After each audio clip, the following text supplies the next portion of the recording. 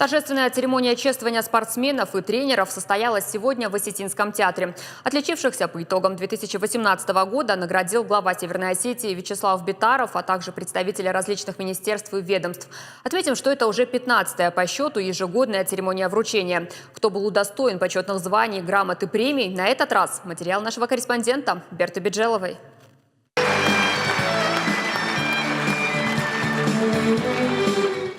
Пятикратный чемпион мира и Европы, шестикратный чемпион России, именитый паратхэквондист Спартак Газаев получает премию из рук главы республики за спортивные достижения в 2018 году. Такой высокой оценке, конечно, рад, но сам итогами прошлого года недоволен. На чемпионате Европы он завоевал серебряную медаль. Признается, мог показать гораздо лучший результат.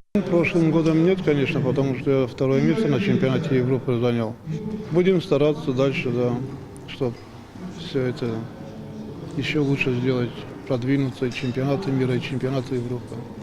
Долго ждать новых побед Спартака Газаева его болельщикам не пришлось. В феврале этого года он одержал блестящую победу на чемпионате мира в Анталии. Больше сотни людей встречали чемпиона в аэропорту Беслана. По словам его тренера Асламбека Дзитиева, в планах на этот год у спортсмена одержать не менее значимые победы. В 2019 году, буквально вот в начале февраля, у нас прошел чемпионат мира по пара-тэквондо, он проходил в Турции, в Анталии, где участвовало двое наших воспитанников, это Спартак Газаев и Георгий Купеев.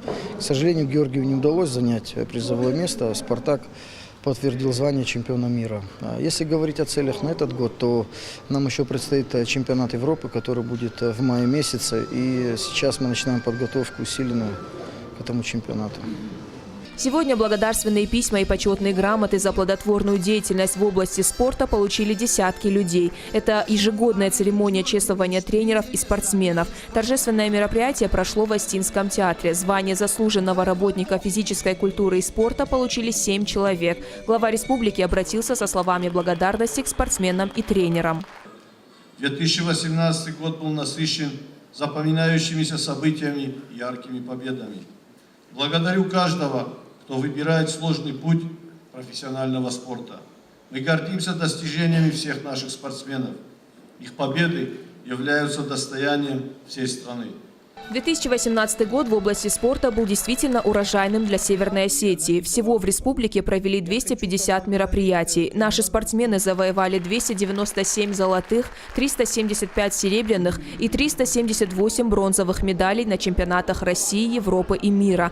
Такими спортивными достижениями доволен и министр физической культуры и спорта республики Владимир Габулов.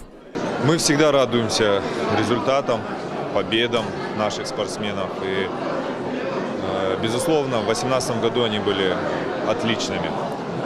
Надеюсь, что 2019 год будет как минимум не хуже, а дай бог, чтобы лучше. Но самое главное, чтобы 2020 год, Олимпийский год, был, что называется, плодоносным, да, в виде результата, в виде медали, в виде побед. Останавливаться на достигнутом североостинские спортсмены не намерены. Впереди новые соревнования и новые победы. Берта Биджелова, Александр Левченко, Новости Осетии.